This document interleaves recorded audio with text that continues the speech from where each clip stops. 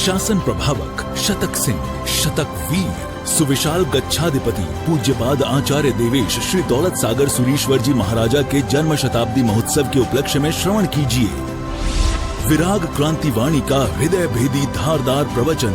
जिन शासन जिंदाबाद। क्रांतिकारी प्रवचनकार श्री शत्रुंजय महातीर्थ सेवक, कत्ल खानों के जाहिर विरोधक, लाखों पशुओं के रक्षक, मिशन हिंसा मुक्त पालिताना के मार्गदर्शक, श्वेतांबर मूर्ति पूजक तपोगच्छीय सुविशाल सागर समुदाय के गौरव, पूज्य पन्यास प्रवर श्री विराग सागर जी महाराज।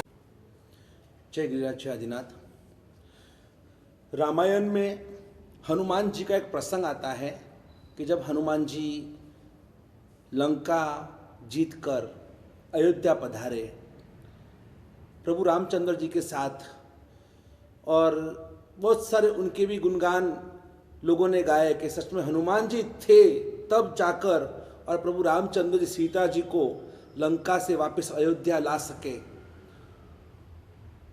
हनुमान जी अपने माताजी अंजना के पास जब आए तब बड़े खुश थे कि मैं मेरी माँ को कहूँगा कि देखो देखो माँ, हमने कितना बड़ा पराक्रम किया, पूरी लंका को आग लगाकर, और वापिस जब मैं प्रभु रामचंद्र के पास आया, हम सब साथ में वापिस और सीता मैया को लेने के लिए, शोध तो हो गई लेकिन उनको लेने के लिए, और हम वापिस लंका गए और हमने बड़ा युद्ध किया और हम सीता जी को छुड़ाकर बचाकर उनको सुखरूप वापस हम अयोध्या लेकर आए।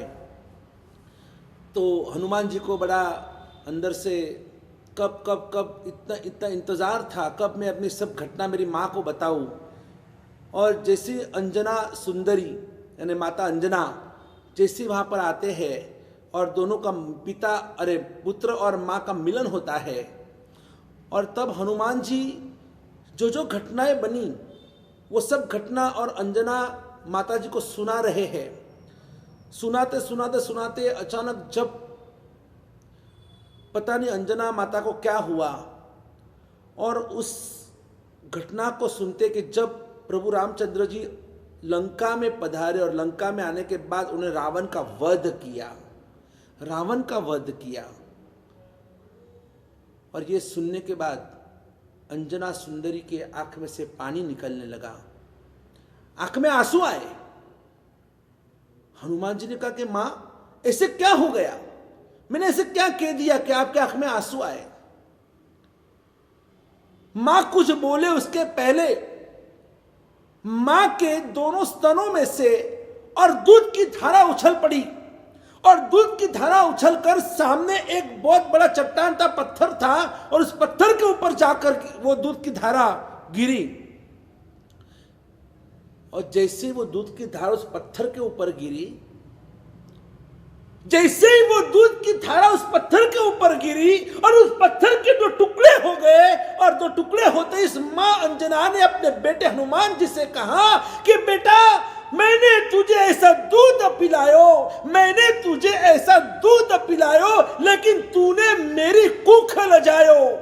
कि बेटा तूने क्या कर दिया कि मैंने तेरे को ऐसा दूध पिलाया था कि पाषाण के भी, पत्थर के भी तो टुकड़े हो जाए, और ऐसा मजबूत दूध मैंने तुझे बचपन में पिलाया था, और आज उसी दूध को पीने वाला तू, और तूने ये मेरी कुख तूने लजाई, तूने ये क्या कर दिया। अरे माँ, मैंने क्या किया, मैं तो प्रभु के साथ में गया और हमने सबने मिलकर रावण को पराजित कर दिया।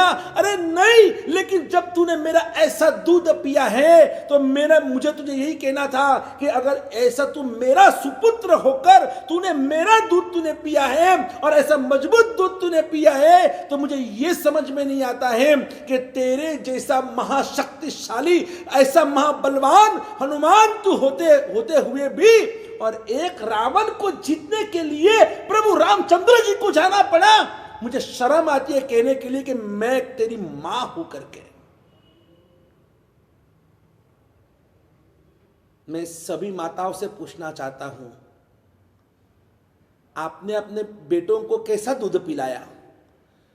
ये चारों तरफ जहां पर इतने सारे अत्याचार हो रहे हैं, इतना भ्रष्टाचार हो रहा है, इतना व्यभिचार बढ़ गया है, तो भी किसी का खून उबलता क्यों नहीं है?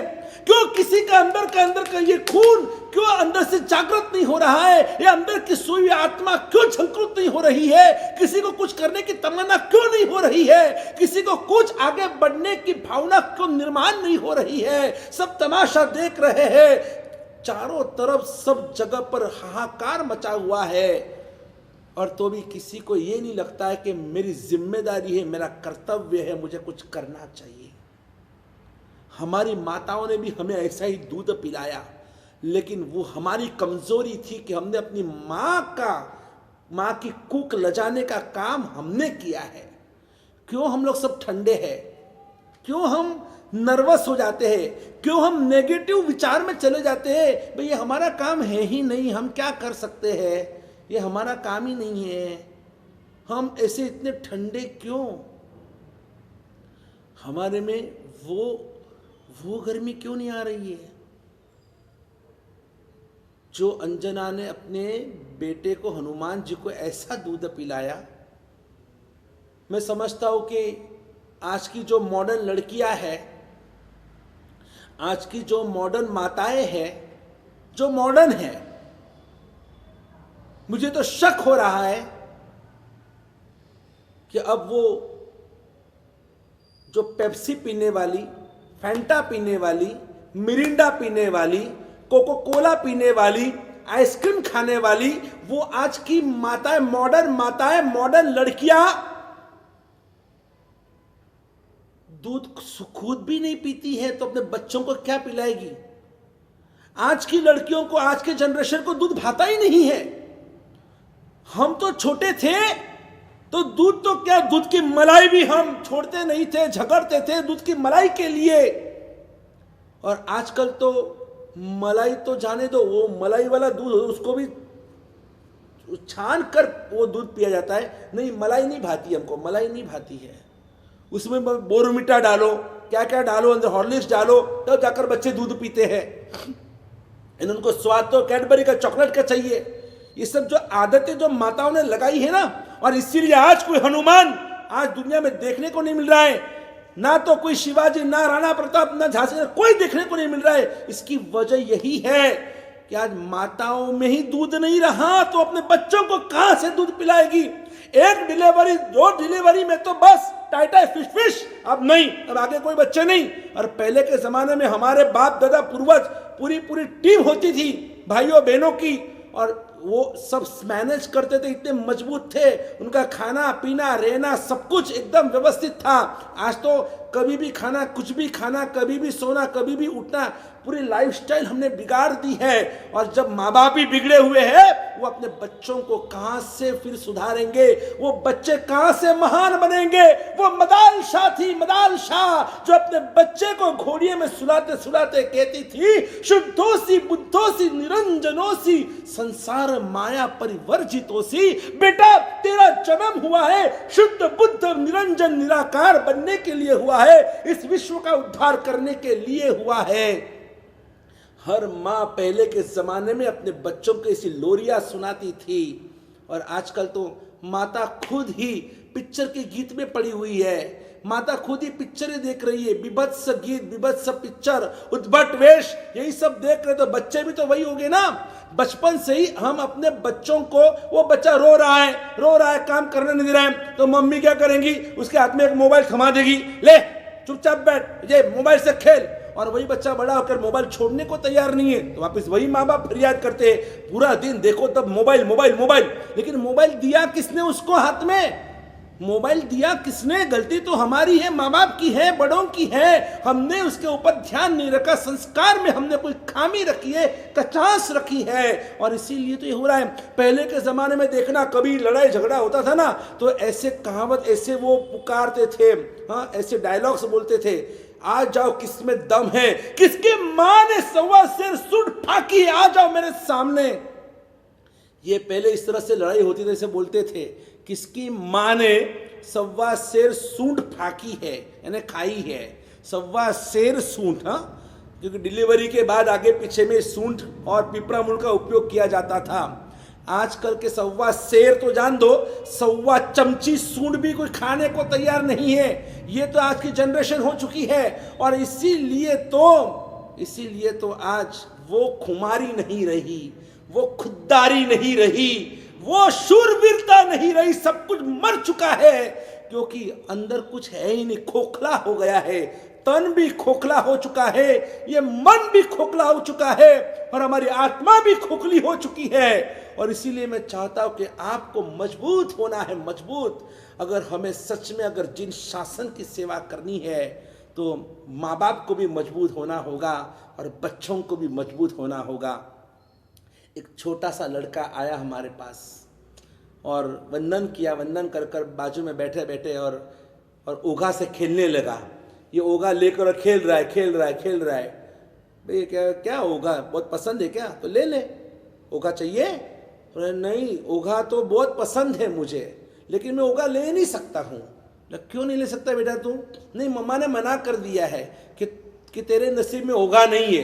किसने बोला? मम्मी ने बोला। हाँ, मम्मी ने बोला कि तेरे नसीब में ओघा नहीं है। मतलब क्यों? मम्मी ने कैसे बोला?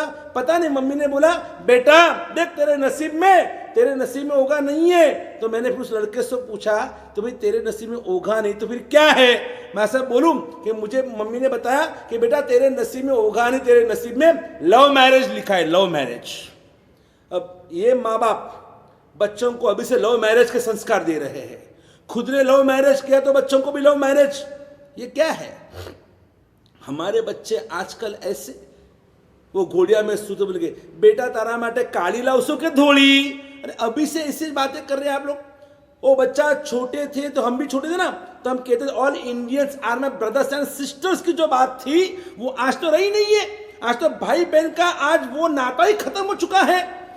रक्षाबंधन के दिन सच बोलना, स्कूल और कॉलेज में जाने वाले कितने और रक्षाबंधन मनाने वाले कितने और वैलेंटाइन डे मनाने वाले लफड़े करने वाले कितने। वो rose day, hug day, chocolate day, फलाना ढिकना डे, पुछना डे, कितने डे मना रहे और ये सब कुछ भ्रष्ट हो रहे। मन से आज हमारा युवा खत्म हो चुका है। मन से टोटली वो कैरेक्टर लेस बन चुका है। कुछ कैरेक्टर की तो बात करने की अब तो कुछ रहा ही नहीं है।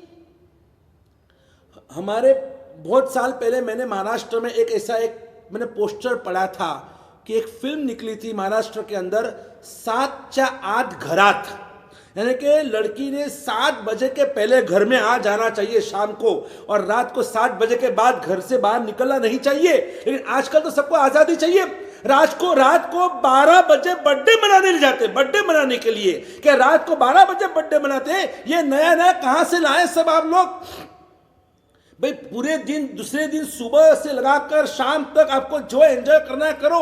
रात को 12 बजे फटाखे फोड़ने हैं, रात को 12 बजे केक काटना है, रात को 12 बजे और हैप्पी बर्थडे करना है, और रात को 12 बजे उसको जितना उसका जन्म के जितने साल पूरे हुए उतने उनको बर्थडे बम्प मारने, बम्प लात मारनी, लात। ये कौन सा तरीका है आपका? ये क्या ये हमारा कल्चर है? ये हमारी संस्कृति है? अरे हमारा कल्चर तो कहता है कि तमसोमा ज्योतिर्गमय, कि आपको अंधेरे से उजाले की ओर जाना चाहिए। जितने आपको बर्थडे के, समझो आज आपको 15 साल पूरे हुए तो 15 दीपक प्रगटाने चाहिए। 18 साल पूरे हुए 18 दीपक प्रगटाने चाहिए। जितने वर्ष आपको जन्मदिन के हुए और उतने दीपक प्रगटाने चाहिए। और या तो उल्टा हो रहा है, कैंडल ब्लो किया जाता है, कैंडल पहले लाइट करने का, फिर उसको ब्लो करने का, उसको बुझा देने का। ये कौन सा? आपको जन्मदिन के दिन आप प्रकाश से अंधकार की ओर जा रहे हैं। ये पागलपन क्यों? और वो केक काटना पहले दिन, जन्मदिन के पहले दिन हाथ में नाइफ यानी कि छड़ी लेकर उसको काटना, ये किसने कहा आपको? पहले आप छोटे थे ना, तब हम पेड़े, सबको पेड़े खिलाते थे, हम लड्डू खिलाते थे, ये मिठाई खिलाते थे।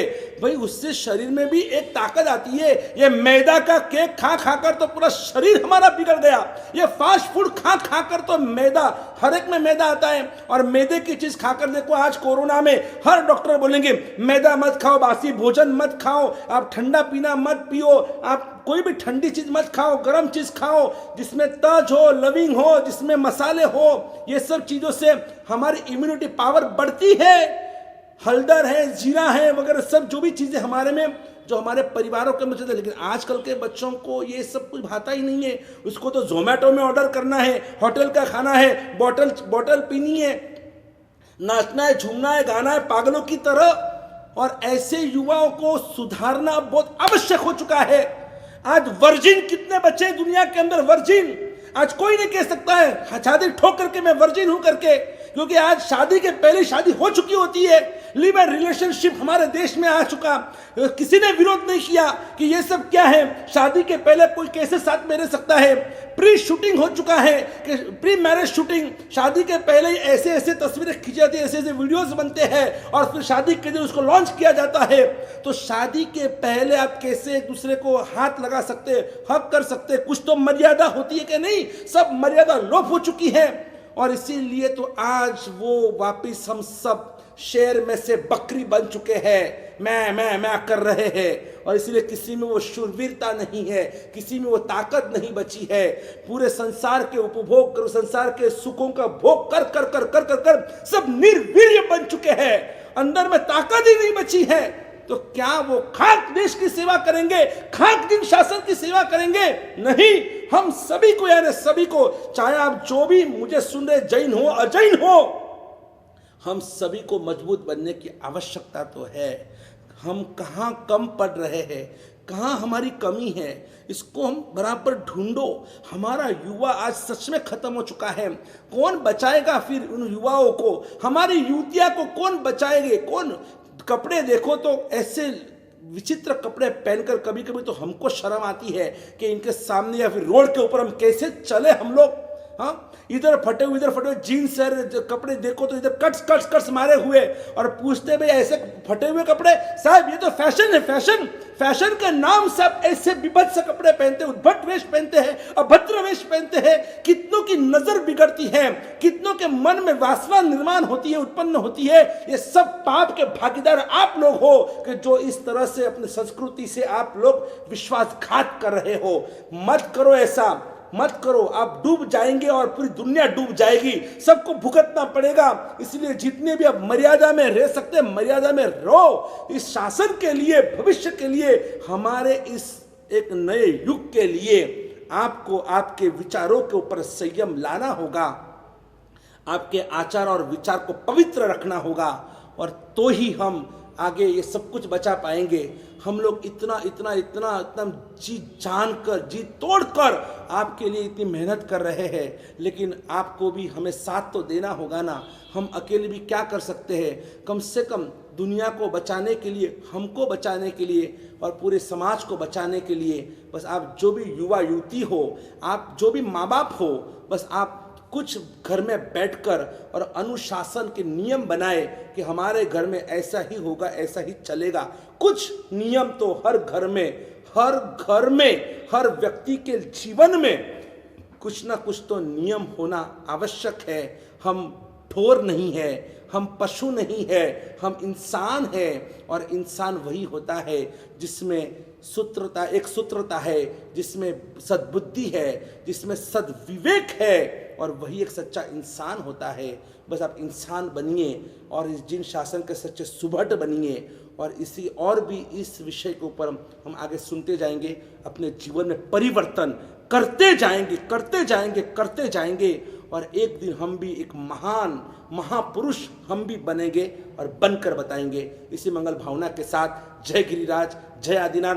बोलो मारा वाला शमन भगवान महावीर स्वामी भगवान की जय हो। बोलो वर्तमान गच्छाधिपति आचार्य दौलत सागर सुरेश्वर जी महाराज की जय हो।